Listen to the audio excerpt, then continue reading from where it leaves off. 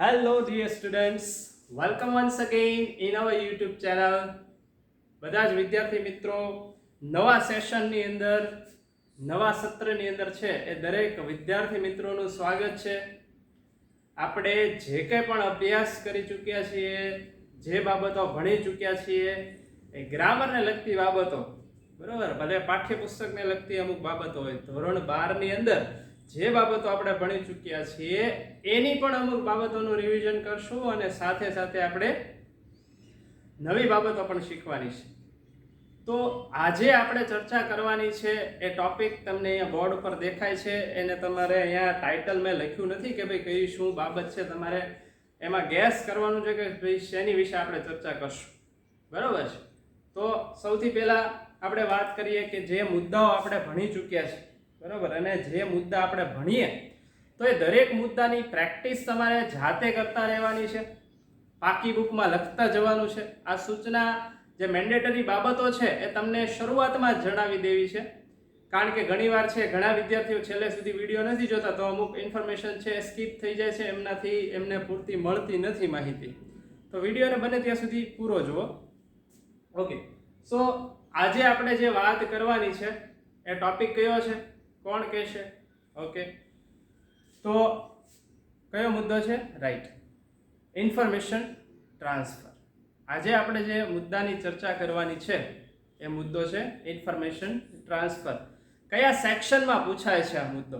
તો કે તમારે આ મુદ્દો છે એ સેક્શન ઈ, બરાબર, એટલે કે જે રાઇટિંગ સેક્શન છે,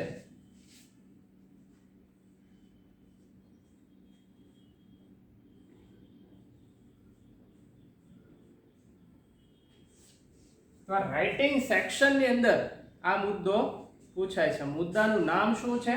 ઇન્ફોર્મેશન ટ્રાન્સફર.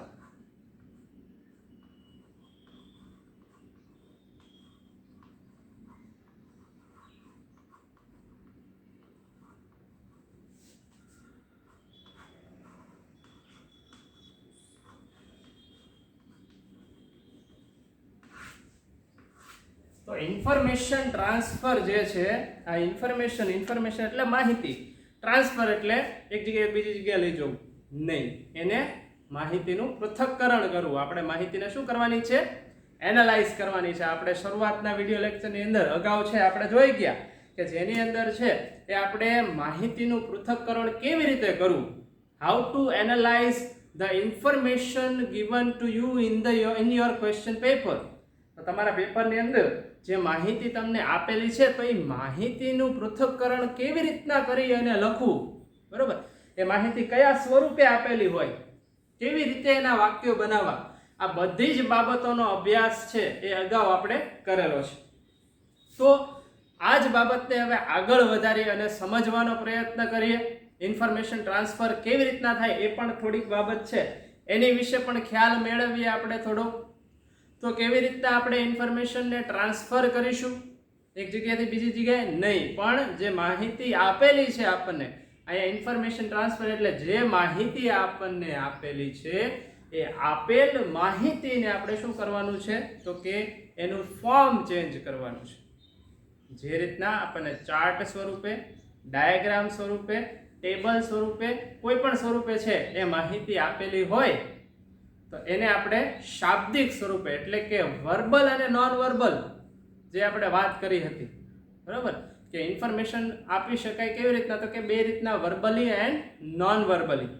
તો જે નોન વર્બલી ફોર્મમાં તમને આપેલી છે માહિતી, એટલે કે પાઈ ચાર્ટ સ્વરૂપે, ડાયાગ્રામ સ્વરૂપે, ટેબલ સ્વરૂપે, પિક્ચર સ્વરૂપે, આમાંથી કોઈ પણ ફોર્મની અંદર તમને ઇન્ફોર્મેશન આપેલી હશે તો એ ઇન્ફોર્મેશનને તમારે વર્બલી ટ્રાન્સફર કરવાની છે. તો એ વર્બલી ટ્રાન્સફર કરવા માટે પણ આપણે અમુક બાબતો છે સમજ્યા હતા કે how to transfer the information. તો ઇન્ફોર્મેશનને ટ્રાન્સફર કરવા માટે આપણે જોયું હતું કે જે માહિતી તમને આપેલી છે એ માહિતીને પહેલા આપણે સમજવાની છે. એ માહિતી આપણને થોડી ઘણી સમજાઈ જાય તો એ માહિતીને સમજી અને પછી એના ટૂંકા અથવા તો એક સમયે એક જ માહિતી છે એ લખવાની છે. પહેલાં તો સમગ્રતયા માહિતી છે એ શું છે? ટેબલ છે, ચાર્ટ છે, ટ્રી ડાયાગ્રામ. બરાબર, આ શું છે? ટ્રી ડાયાગ્રામ છે. વૃક્ષની જેમ કેમ એની બ્રાન્ચીસ અલગ અલગ છે, એ ફેલાતી જતી હોય.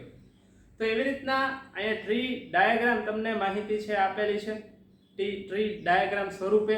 પણ એવી જ રીતના બીજી કોઈ પણ માહિતી આપી તો એ માહિતી મુખ્યતયા શું કહેવા માંગે છે એને આપણે દર્શાવવાનું છે. પછી જે માહિતી આપેલ છે અંદર એના સેપરેટ અલગ અલગ છે એ વાક્યો દર્શાવવાના છે. એ વાક્ય દર્શાવતી વખતે ખાસ ધ્યાન રાખવાનું છે કે માહિતી છે એ જે તે એક સમયે એક જ માહિતી છે વાક્યમાં તમે દર્શાવો એ હિતાવહ છે. કારણ કે જેવી રીતના આપણે એ માહિતીને દર્શાવશું એમ આપણા જે વાક્યો છે એ બનતા જશે. ઘણા વિદ્યાર્થીઓને પ્રશ્ન એવો થાય કે ભાઈ માહિતી શરૂ જ ક્યાંથી કરવી, બરાબર? તો એની માટેનો એક બહુ સીધો અને સાદો જવાબ છે કે પહેલા સમગ્રતયા માહિતી શું છે એનું વાક્ય લખવું જોઈએ આપણે, અને પછી સેપરેટલી એ આખી માહિતીને દર્શાવવી જોઈએ. આ મુદ્દો તમારે સેક્શન ઈમાં કેટલા માર્કમાં પૂછાય છે? તો ઇટ કન્ટેન્સ 5 માર્ક્સ.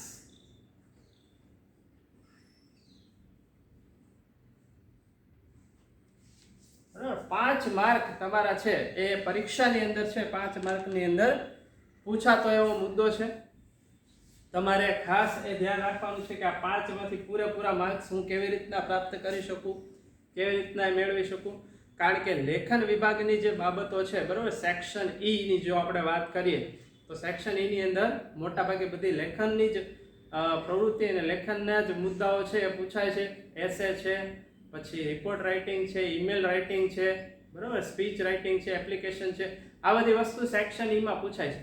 તો સૌથી પહેલી વસ્તુ પૂછાય છે એ છે ઇન્ફોર્મેશન ટ્રાન્સફર, અને આવી કોઈ ઇન્ફોર્મેશન આપી હોય એને આપણે ટ્રાન્સલેટ કરવાની થાય. તો હવે આપણે જોઈએ કે અહીંયા જે આપણને બોર્ડ ઉપર જે તમે માહિતી જોઈ શકો છો તો એ માહિતીનું આપણે પૃથ્થકરણ કેવી રીતના કરશું, how to analyse this information, બરાબર, એની આપણે આજે ચર્ચા કરવાની છે આ વિડિયો લેક્ચરની અંદર. તો તમે જોઈ શકો છો કે અહીંયા જે માહિતી આપેલી છે એ તમને માત્ર ઇન્ફોર્મેશન ટ્રાન્સફરમાં નહીં પણ આપણી જે સમગ્ર ન્યાય વ્યવસ્થા છે એ ન્યાય વ્યવસ્થાને થોડીક સમજવાનો પણ એમાં તમને અહીંયા ચાન્સ મળશે. એક જનરલ નોલેજ ની પણ બાબત છે એ આની અંદર સમાવિષ્ટ થઈ જાય છે. જોઈએ આપણે. The main thing is that Indian judiciary, જે ઇન્ફોર્મેશન આપવામાં આવી છે એ શું છે? Indian judiciary. જ્યુડિશિયરી મીન્સ કે ન્યાય. આપણે જે કહીએ કે જસ્ટિસ શબ્દ જે વાપરીએ છીએ, બરાબર, જસ્ટિસ એટલે કે ન્યાય. તો આખું જે ન્યાય તંત્ર છે ભારતનું તો એ કેવી રીતના ગોઠવાયેલું છે, બરાબર, કયા કયા એના પાસા છે, કઈ કઈ એની બ્રાન્ચીસ છે, બરાબર, કેવી રીતના કાર્ય થાય છે એ બાબત અહીંયા દર્શાવી છે. પહેલા આપણે આખી માહિતીને આપણી રીતના સમજવાનો છે પ્રયત્ન કરે, પછી એના વાક્યો આપણે બનાવશું. તો જે ઇન્ડિયન જ્યુડિશિયરી છે it is divided into 3 parts. There is Supreme Court. For what a Supreme Court stands. શેની માટે છે સુપ્રીમ કોર્ટ હોય છે? તો કે for the union of India. ભારતની જે યુનિયન છે, આપણે એમ કહીએ કે સમગ્ર ભારતની જે સુપ્રીમ એક આપણે સર્વોચ્ચ અદાલત જે કહીએ છીએ, બરાબર, કે જ્યાં મોટા મોટા કેસો છે, બરાબર, અથવા તો મોટો ન્યાય છે. તમને આપણે જોઈએ છીએ કે ઘણીવાર મૂવીમાં જોતા હોઈએ છીએ આપણે, પછી ક્યાંક સાંભળેલું હોય તો જો તમે નાની કોર્ટમાં તમને ન્યાય ન મળે તો તમે હાઈકોર્ટમાં જાઓ, હાઈકોર્ટમાં ન મળે તો તમે સુપ્રીમ કોર્ટ સુધી છે દાવો કરી શકો. તો આ એક આખી ન્યાય વ્યવસ્થા છે. તો ઇન્ડિયન જ્યુડિશિયરીમાં સૌથી ઉપર ઉચ્ચ સ્થાને કોણ છે? તો કે સુપ્રીમ કોર્ટ, એટલે કે સર્વોચ્ચ અદાલત જેને આપણે કહીએ છીએ. તો એ સર્વોચ્ચ અદાલત છે એ કોની માટે છે? Four the union of India. એના પછીના સ્ટેજમાં નીચે આવે છે હાઈકોર્ટ. તો હાઈકોર્ટ શેની માટે હોય છે? તો કે ફોર ઈચ સ્ટેટ. હાઈકોર્ટ ક્યાં ક્યાં હોય? તો કે દરેક રાજ્યની અંદર, બરાબર, ફોર ઈચ સ્ટેટ. દરેક રાજ્યની અંદર પોતાની હાઈકોર્ટ હોય છે. ગુજરાત હાઈકોર્ટ, મહારાષ્ટ્ર હાઈકોર્ટ, બરાબર. તો દરેકે દરેક જે રાજ્ય છે, બરાબર, કેટલા રાજ્ય છે તમારે કમેન્ટ બોક્સમાં લખવાનું છે, એટલા માટે કેટલી હાઈકોર્ટ થશે એ આપણને ખ્યાલ આવે, બરાબર. તો સૌથી પહેલા આવે છે ઉપર સુપ્રીમ કોર્ટ, સર્વોચ્ચ અદાલત, હાઈકોર્ટ, તો હાઈકોર્ટ છે કોની માટે હોય છે? દરેક રાજ્ય માટે હોય છે. દરેક રાજ્યની પોતાની હાઈકોર્ટ હોય છે. રાજ્ય લેવલના જે અમુક જે કેસો હોય છે એ હાઈકોર્ટમાં લડાતા હોય છે. એના પછી આવે છે sessions court. Here the word session એટલે કે સત્ર એવો પણ અર્થ થાય. તો આવા સત્ર અને આ જે કોર્ટ હોય છે કોની માટે હોય છે? તો કે ફોર ઈચ ડિસ્ટ્રિક્ટ એટલે જિલ્લો. તો દરેક જિલ્લાની અંદર સેશન્સ કોર્ટ છે એ આવેલી હોય છે. આ સિવાય પણ બીજા એના ઘણા બધા વિભાગો છે. For example family court, children court, આ બધા એના વિભાગો છે. પણ મુખ્યતયા જો આપણે ઇન્ડિયન જ્યુડિશિયરીની વાત કરીએ, બરાબર, તો એમાં આટલી બાબતો આવતી હોય છે. સૌથી પહેલી આવે છે ઉપર સુપ્રીમ કોર્ટ, પછી high court four each state, sessions court is for each district. દરેક જિલ્લાની અંદર છે. ભાવનગર જિલ્લો છે તો ભાવનગર જિલ્લાની અંદર છે એ પોતાની સેશન્સ કોર્ટ હોય. પછી એની સિવાય બીજો જે જિલ્લો હોય, બરાબર, અમરેલી છે, બોટાદ છે, વડોદરા છે, મહાનગરો છે જેને આપણે કહીએ છીએ, તો એ સેશન્સ કોર્ટ, તો એને મહાનગર માટેની કોર્ટ પણ કહેવામાં આવે છે. બરાબર, એક અર્થ એનો સેશન એટલે સત્ર એવો પણ થાય, પણ સેશન કોર્ટ એટલે તો કે મહાનગર માટેની જે કોર્ટ હોય છે એની વાત છે. હવે how the judges or the magistrates are divided. તો એની અંદર આપણે અહીંયા સેશન્સ કોર્ટ હોય તો સેશન કોર્ટની અંદર જે જજ હોય છે, ન્યાયાધીશ જેને આપણે કહીએ છીએ ગુજરાતીમાં, બરાબર, ખીચડી મૂવી તમે જોયું હશે તો એમાં પેલી હંસા લગભગ એવું કહે છે કે એ જજ કે, બરાબર, તો એ પ્રકારનું એક હાસ્ય એમાં ઊભું કરવા માટે હોય. પણ જજ છે એક જે કોર્ટનો છે હોદ્દેદાર વ્યક્તિ, એના ઉપર જ જે છે જે તે કેસનો નિર્ણય લેવાનો હોય છે જે વ્યક્તિ, જજમેન્ટ જે એને લેવાનું હોય છે, બરાબર, that is why he is called જજ. તો એને પણ બાબતો છે ડિવાઈડ કરેલી અહીંયા આપેલી છે. સેશન્સ કોર્ટની અંદર છે કેવી રીતના ડિવાઇડેડ હોય છે? આસિસ્ટન્ટ સેશન જજ. તો જે આસિસ્ટન્ટ સેશન જજ એટલે મહાનગરની અંદર એક આસિસ્ટન્ટ જજ હોય છે. Chief metropolitan magistrate. મેટ્રોપોલિટન્સ એટલે મેટ્રોપોલિટનનો અર્થ મહાનગર થાય છે, બરાબર. તે મહાનગરની અંદર જે વ્યક્તિ મેજિસ્ટ્રેટ તરીકે છે મુખ્ય, બરાબર, ચીફ મેજિસ્ટ્રેટ, મેટ્રોપોલિટન મેજિસ્ટ્રેટ. આપણે ઘણાની છે ગાડીઓમાં આવું જોઈએ છે કે ભાઈ સો એન્ડ સો પર્સન, પછી લખેલું હોય કે હાઈકોર્ટ, સુપ્રીમ કોર્ટ, બરાબર, આ રીતના બધી નંબર નેમ પ્લેટ છે એવું લગાવેલું હોય ગાડીઓમાં. ચીફ જ્યુડિશિયલ મેજિસ્ટ્રેટ, તો જે મુખ્ય ન્યાયાધીશ જેને કહીએ, બરાબર, એ રીતના આ એના મેજિસ્ટ્રેટ એટલે કે ન્યાયાધીશો છે એની અલગ અલગ વિંગ, એની જે શાખાઓ છે, બ્રાન્ચીસ છે હોય છે.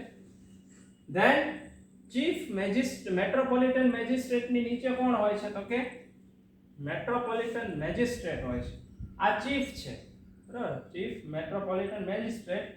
એની નીચે હોય છે મેટ્રોપોલિટન મેજિસ્ટ્રેટ હોય છે અને સ્પેશિયલ મેટ્રોપોલિટન મેજિસ્ટ્રેટ હોય છે. આ બે એના વિભાગ અલગ પડે છે. તો આખી ઇન્ડિયન જ્યુડિશિયરી સિસ્ટમ જે છે એ અહીંયા આપણને દર્શાવી છે. આ બાબતને આપણે માહિતીગત રીતે વર્બલી ટ્રાન્સફર કરી અને આપણે દર્શાવવાની થાય તો આપણને પૂરા માર્ક્સ છે એમાં મળી શકે. તો એની માટે આપણે આ બાબતને પહેલા સમજી લીધી, સમજવાનો પ્રયત્ન કર્યો. હવે એને અલગ અલગ સેપરેટલી છે એના વાક્યો છે બનાવવાના થાય. તો જોઈએ આનું આખું જે માળખું છે એ માળખા મુજબ એની માહિતી છે એ કેવી રીતના બનશે. તો એને આપણે હવે જોઈએ.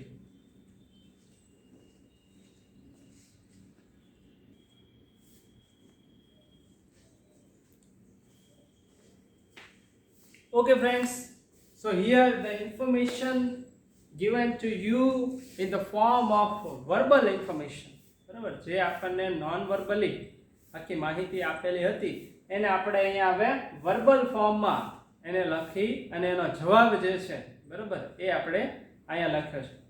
સમજીએ આપણે કે જે માહિતી આપણને આપી હતી કે સૌથી પહેલા સુપ્રીમ કોર્ટ હતી, પછી હાઈકોર્ટ હતી, પછી સેશન્સ કોર્ટ હતી, એના અલગ અલગ મેજિસ્ટ્રેટ જે બધા હતા તો એ ડિવાઈડ થયેલા હતા. તો આવી માહિતીને આપણે કેવી રીતના લખી શકીએ?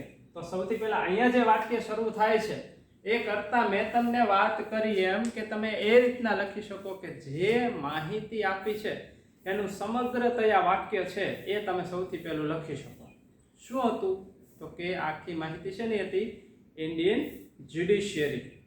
તમે એવું વાક્ય આખું લખી શકો. ભલે અહીંયા તમને આપેલું છે પણ તમે તમારું જ્યારે વાક્ય બનાવતા હો, જે ઇન્ફોર્મેશન ટ્રાન્સફર કરતા હો, તો તમે તમારી રીતના જે લખ્યું છે એ મુજબ તમે લખી શકો કે this information is about Indian judiciary, or તમે એવું પણ લખી શકો કે this tree diagram shows the information about Indian judiciary. બરાબર? કારણ કે ઇન્ડિયન જ્યુડિશિયરી વિશે તે આખી માહિતી તમને આપવામાં આવી છે.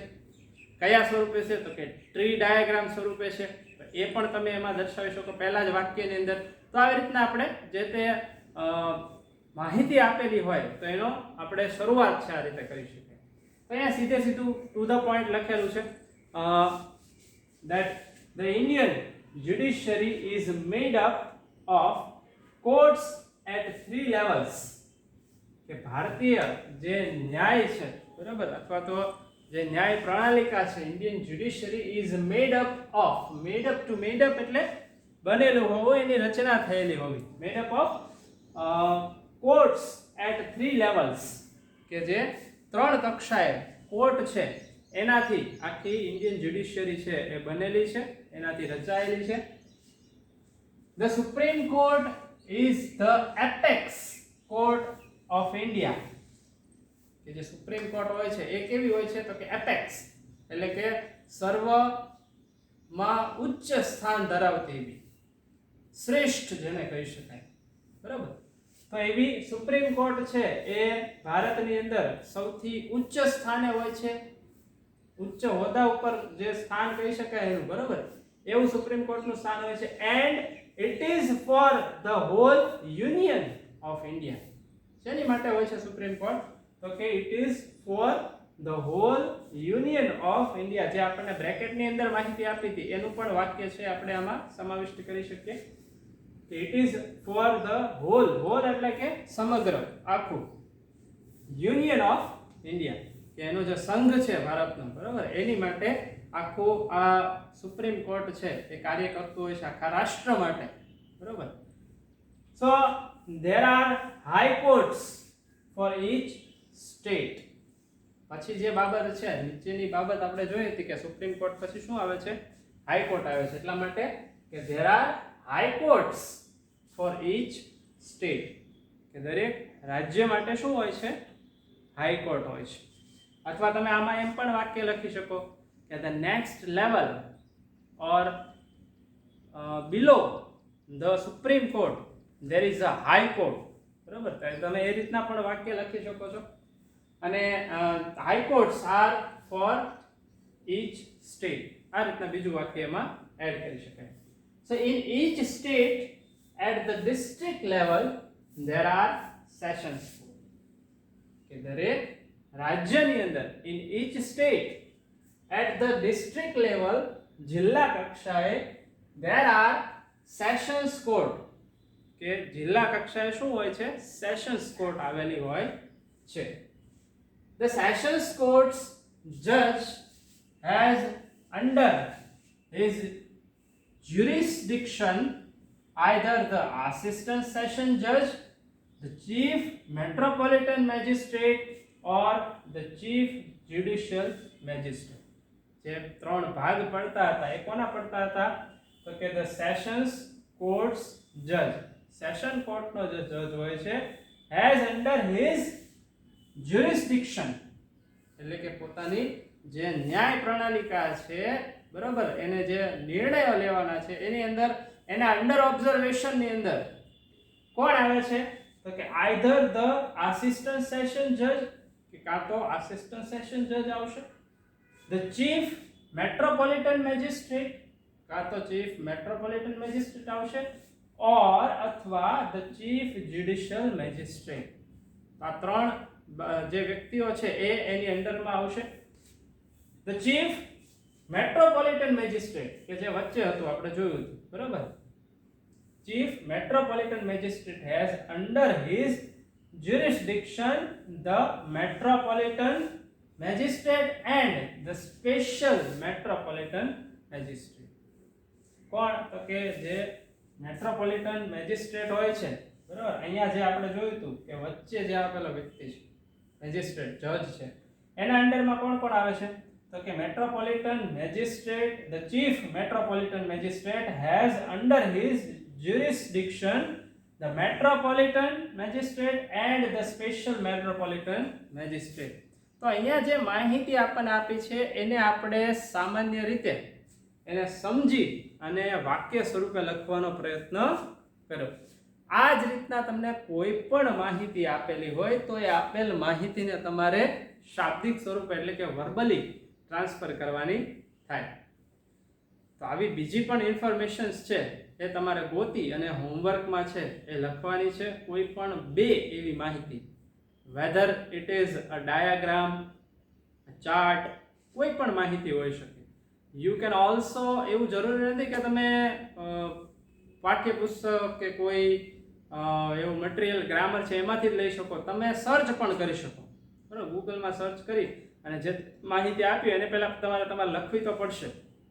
તે રીતના તમારા બુક છે એ પાકી બુકમાં કે એમાં લખી અને એનો વાક્યો બનાવી અને એને જે માહિતી આપી છે એને ટ્રાન્સફર કરવાનું, બરાબર. રિસેન્ટલી જે કાંઈ પણ હાલમાં ઘટનાઓ બની છે, બરાબર, જે વાવાઝોડું હતું, બરાબર, એ વાવાઝોડા વિશે, જે પેન્ડેમિક છે એની કોઈ એના સ્ટેટિસ્ટિક્સ, એના આંકડાઓ છે, તો એ આંકડાઓને લઈને જે માહિતી આપી હોય તો એ માહિતીને તમે છે દર્શાવી શકો છો. આ રીતના તમે જે તે માહિતીને છે એ વ્યવસ્થિત કોઈ એક ઓલાની અંદર છે એ દર્શાવી શકો છો. એટલા માટે તમારે શું કરવાનું છે તો કે કોઈ પણ માહિતી લઈ અને બે એવી ઇન્ફોર્મેશન છે એ ઇન્ફોર્મેશનને તમારે ટ્રાન્સફર કરવાની રહેશે. અને આ રીતના બીજા એના ઉદાહરણો છે ઇન્ફોર્મેશન ટ્રાન્સફરના, તમારે પ્રેક્ટિસ કરવાની રહેશે. ઓકે વિદ્યાર્થી મિત્રો, આજના આ વિડિયો લેક્ચરની અંદર એક ઇન્ફોર્મેશન ટ્રાન્સફરની માહિતી છે એ ત્યાં સુધી રાખીએ છીએ. નેક્સ્ટ વિડિયો લેક્ચરમાં મળીશું નવી માહિતી સાથે. ત્યાં સુધી બધાને જય સ્વામિનારાયણ.